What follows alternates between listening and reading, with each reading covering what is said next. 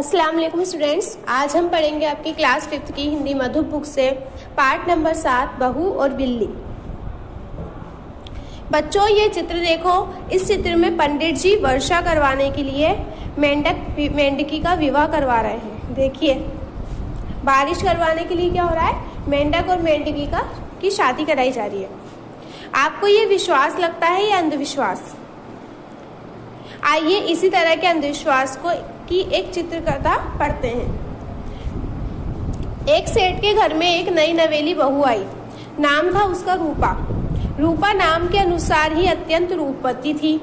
बहू के आते ही सेठानी जी सारी जिम्मेदारी बहू को सौंप स्वयं धर्म कर्म में लग गई, मतलब पूजा पाठ में। घर के सभी सदस्य बहू से बहुत प्यार करते थे, पर बिल्ली हाथ धोकर बहू के पीछे पड़ी रहती थी। घर की पालतू बिल्ली थी वो। बहू थोड़ी देर के लिए रसोई से निकलती और वह दूध मलाई चट कर जाती। कौन? बिल्ली। मतलब पूरी दूध मलाई को चाट जाती थी, पी जाती थी। एक दिन, अरे देखो देखो, इस बिल्ली ने तो सारी दूध मलाई चट कर डाली। इसने तो जीना मुश्किल कर रखा है। अब इसका कुछ उपाय तो करना ही पड़ेगा। फिर बहू सास क्या बोलती है, बहू जब भी रसोई घर से निकलो दरवाज़ा बंद कर दिया करो। फिर अगले दिन क्या होता है, आज तो वे ज़रूर फंसेगी। एक बार फंस जाए फिर जंगल में छोड़ आऊंगी। थोड़ी देर बाद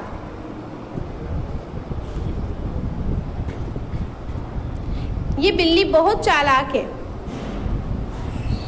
क्यों बिल्ली के पीछे पड़ी हो? जाओ अपना काम करो। क्या होता है, जब वो उसके लिए पिंजरा तैयार करती है बिल्ली के लिए बहू, तो बिल्ली जो है पिंजरे के अंदर आती ही नहीं है। एक दिन रूपा ने ट्रे में खीर सजाकर रखी। वे रसोई घर से बाहर निकली। कुछ देर बाद जोर की आवाज आई। वे दौड़कर वापस रसोई में आई। खीर बिखरी देखकर उसे गुस्सा आया। वे बिल्ली को मारने के लिए बेट उठा लाई। आज मैं इसे छोड़ूंगी नहीं। बहू ने बेट उठाकर बिल्ली पर जोर से मारा। बिल्ली वहीं निढाल होकर गिर पड़ी, मतलब ऐसा लगा जैसे मर गई। नौकरानी ने ये देख लिया। वे दौड़ती हुई सेठानी के पास आई।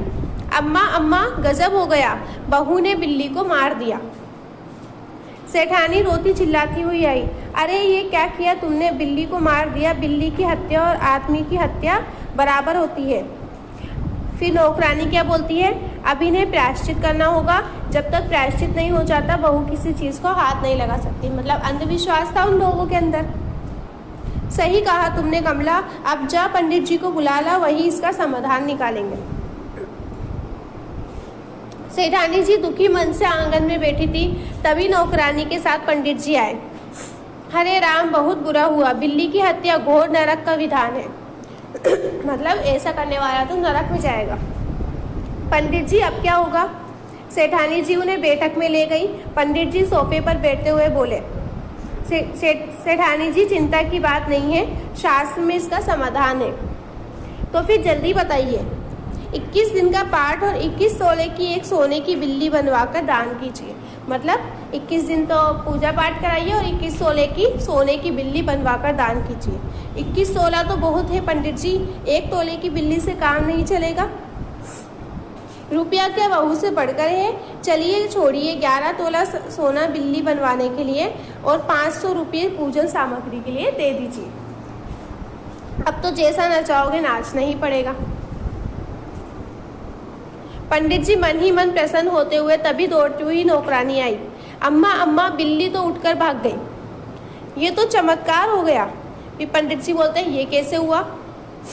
घर के सभी सदस्य खुश हो गए और पंडित जी मायूस होकर लौट गए। क्यों लौट गए? क्योंकि अब उन्हें जो पैसा मिल रहा था वो नहीं मिलेगा। अब इसकी एक्टिविटी करते हैं पेज नंबर 61 पे। सेठ जी के घर में कौन सा पालतू पशु था? बिल्ली। नौकरानी का नाम क्या था? कमला। क्यों बिल्ली के पीछे पड़ी हो? जाओ अपना काम करो। किसने कहा था? सेठानी ने। किससे? बहू से। गजब हो गया, बहू ने बिल्ली को मार दिया। ये किसने कहा था? नौकरानी ने। किससे? सेठानी से। अब जा पंडित जी को बुला ला, सेठानी ने कहा था नौकरानी से। 1 तोले की बिल्ली से काम नहीं चलेगा। सेठानी ने पंडित जी से। फिर ये प्रश्न है, कुछ शब्दों में उत्तर लिखिए जो आपको कॉपी में भी करने हैं। बहू के साथ घर में कैसा व्यवहार किया जाता था? उत्तर, घर के सभी सदस्य बहू से बहुत प्यार करते थे। प्रश्न नंबर 2, बहू के घर आते ही सेठानी जी क्या बोले? सेठानी जी ने क्या किया? उत्तर, बहू के घर आते ही सेठानी जी ने सारी जिम्मेदारी बहू को सौंप दी। प्रश्न नंबर 3, बहू घर में किससे सबसे ज्यादा चिढ़ती थी? उत्तर, बहू घर में बिल्ली से सबसे ज्यादा चिढ़ती थी। प्रश्न नंबर 4, पाठ में कितने तोले सोने की बिल्ली बनवाने की बात तय हुई?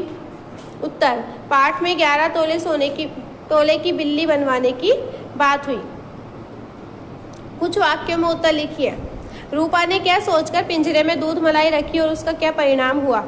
ये रहा इसका आंसर। रूपा ने सोचा कि दूध मलाई के लालच में बिल्ली पिंजरे में फंस जाएगी, परंतु बिल्ली बहुत चालाक थी, वे पिंजरे में गई ही नहीं। प्रश्न नंबर 2, बहू बिल्ली को मारने के बाद सिर झुकाए क्यों खड़ी थी? बहू बिल्ली को मारने के बाद सिर झुकाए इसलिए खड़ी थी क्योंकि उसे बिल्ली के मरने का दुख था। प्रश्न नंबर 3, पंडित जी ने बिल्ली की हत्या का क्या समाधान बताया और क्यों?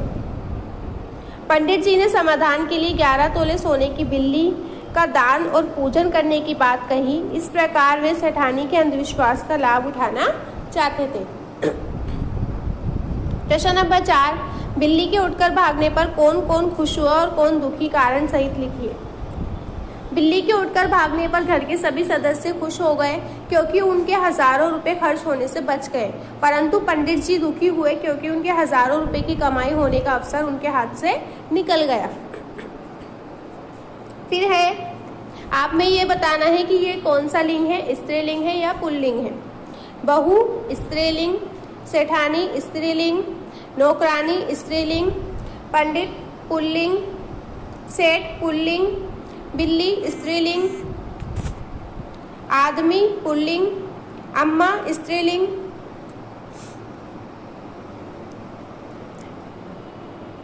फिर है, समझिए और लिखिए। दूध और मलाई, दूध मलाई।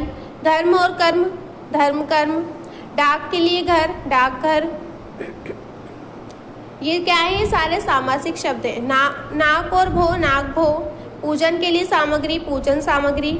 तन और मन, तन मन। अब आपको ये जो विशेष आपको गद्यांश दे रखा है, इसमें विशेषण ये पद्यांश जो है इसमें विशेषण और विशेष्य बताने हैं। नई नवेली बहू, एक सेठ, रूपवती रूपा, सभी सदस्य, बहुत प्यार, पालतू बिल्ली। शब्दों से भाववाचक संज्ञा बनानी है। चिंतित से चिंता, अच्छा से अच्छाई, मीठा से मिठास, जिम्मेदार से जिम्मेदारी, हैरान से हैरानी, चतुर से चतुराई। फिर है, वाक्य बनाइए। रसोई घर, माँ रसोई घर में खाना पका रही है। प्रायश्चित, बहू प्रायश्चित करना चाहती थी। समाधान, मेरी समस्या का समाधान हो गया है। शास्त्र, मैं धर्म शास्त्र पढ़ना चाहता हूँ।